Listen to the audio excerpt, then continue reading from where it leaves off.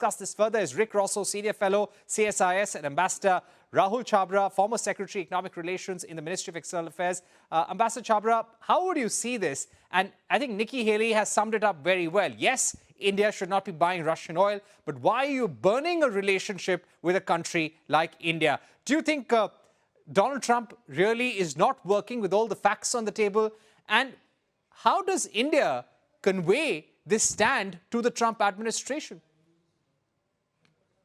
Thanks, Parikshit. I mean, you really hit the nail on the head. I think India has been conveying actually, and will continue to convey, whether President Trump or his team actually sort of are able to accommodate and listen to the arguments that sort of are being made, cogent arguments. That's a different issue.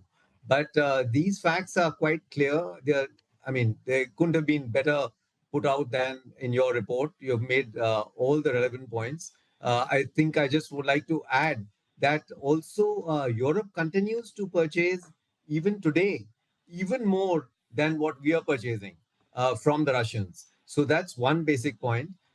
And the second point that I wanted to make was that India, in anticipation of the other measures that you just mentioned in your report, has also sort of, if you notice, the forward contracts in oil have been declining, Russian oil being purchased. So we have been consistently over the last few weeks, anyway, sort of trying to bring it down.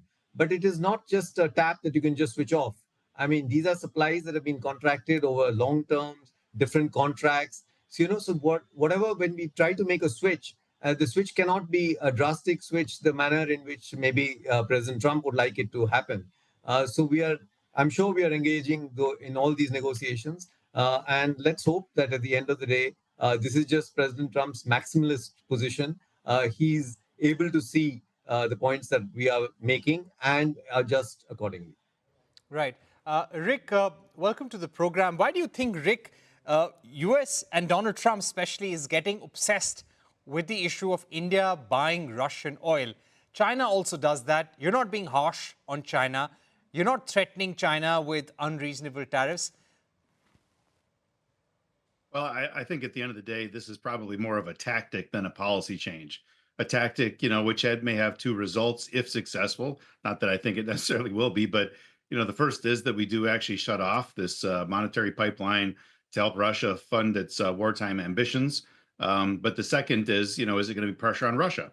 If India were to stop buying oil and of course, the pressure that's the United States has always tried to put on India to buy less Russian arms, that would certainly turn off the spigot for how Russia's been able to fuel its own military ambitions. So I think it's a tactic both to get Russia to the negotiating table on Ukraine, to get India to the negotiating table on trade.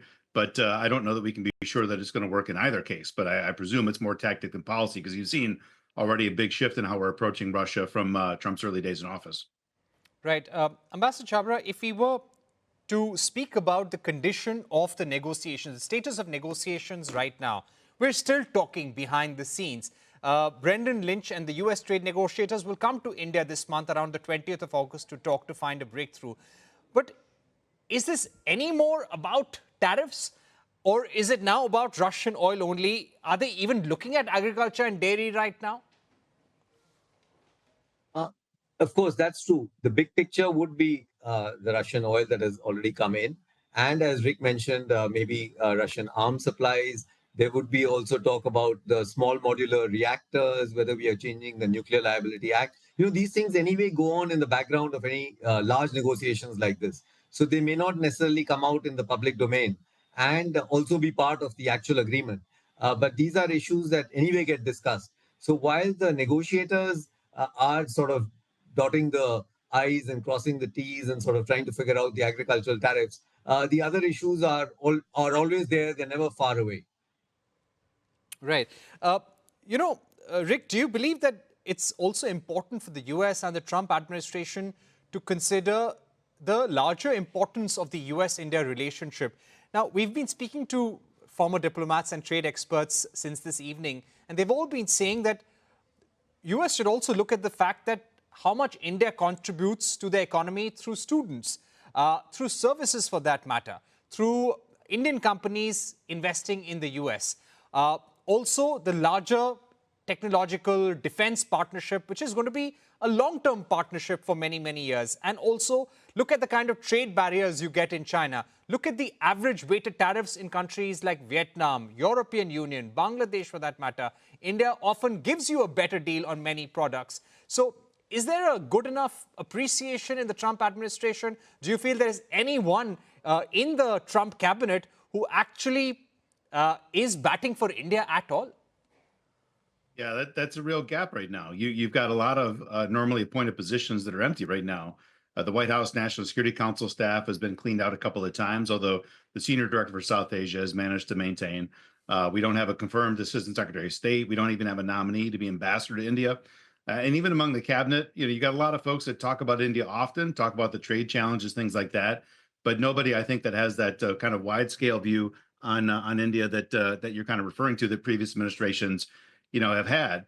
But taking a step back, you made a pretty compelling case on weighted average of tariffs, but there are a lot of other areas, non-tariff barriers, the quality control orders India's adopted, the local manufacturing mandates, some recent hits like some of the attacks against Turkish companies after the Pakistan flare-up that have a lot of U.S. investment. So while India maybe the weighted tariffs make a pretty good case, there's a lot of other barriers that American companies would like to see removed. Because the promise is so big. They're not doing this. You mentioned some other countries that have higher barriers. India is, the most promising, exciting market to get involved in the world. So I think when you look at that, it's been a big driver, even though we would like to see continued progress in military cooperation in other areas. So you wish you had somebody that had a full lens, but trade itself is big enough because of the excitement that they're going to the hilt on this one. Right.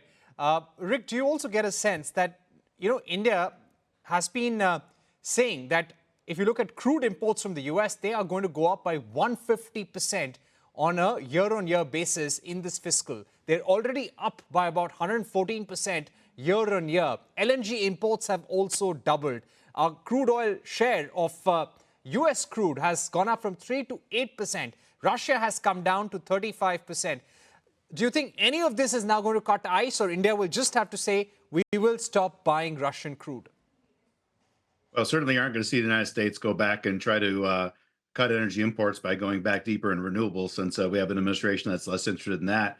But again, I look at this totally through the lens that this is a tactic, not a policy. That if it's tried to bring India to the table to talk about those tricky issues in agriculture and dairy, which I fully agree, those are bright lines India cannot politically cross. I think we're really at a true impasse, and it's up to the United States to blink right now. They should.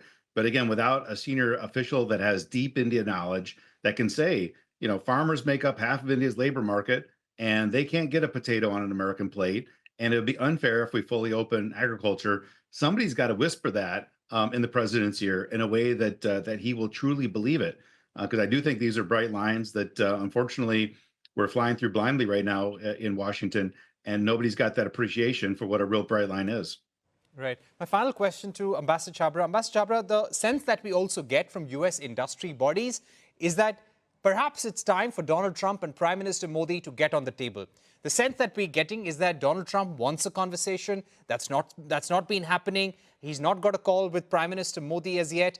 What are the pros and cons, the dangers and positives of any such exercise? Do you think India should go ahead? Should Prime Minister Modi have a phone conversation with Donald Trump to sort this out? These issues are not really sorted out ever. I mean, though they're projected as such, when Prime Minister and President speak, they're not really sorting out issues like this. They're already pre-sorted, and then they speak. So they aren't really going to talk on the phone and discuss this. So this is all in the background with different teams, the finance minister, the external affairs minister, the different teams are doing it. One person is coordinating it. And after it is sort of resolved, they get on the phone for a few minutes. It's not a 1 hour call or 1.5 hours and present. That's not how negotiations take place. So we get it. I mean, sort of it's portrayed in such a manner, but that's not how it actually happens. Right. So the reason why I said so is because when we look at this everything is really sorted. Yeah, it doesn't make sense for them to come onto the table. Because, when we looked at this president, Donald Trump, he's been putting out on Truth Social whenever he strikes a deal, saying that I directly spoke to the Prime Minister of Japan. I directly spoke to the President of Indonesia or the Prime Minister of Vietnam. So his sense is he takes ownership of every trade deal that is being signed and agreed upon, and he says that he's doing it one-on-one. So that was my question. Is this something that we need to give as a concession to Donald Trump? There's no harm, of course. They can speak, but you don't really expect them to sort of, So they normally heads of state speak at that level. I personally, I don't know about this particular head of state, President Trump, but he can take the ownership. But finally, even by the way, obviously, all the negotiations have his approval, so he does sign off on everything which is going on in the background. So nobody is taking the calls without his implicit or explicit understanding, signing off on those calls that are being taken. So at the end of the day, when he tweets, he knows exactly, he's on top of the ball. He knows exactly when they spoke, what happened. That's the way it works. Right. In fact, we've been hearing that the trade negotiators have actually put the India deal on his table, but he's not agreeable to the terms. He wants more. Thank you very much, Ambassador Chhabra and Rick Rossow, for joining us. It's been a very interesting discussion, and let's see what is the next level of tariff that Donald Trump imposes on India. We're taking a short break, but don't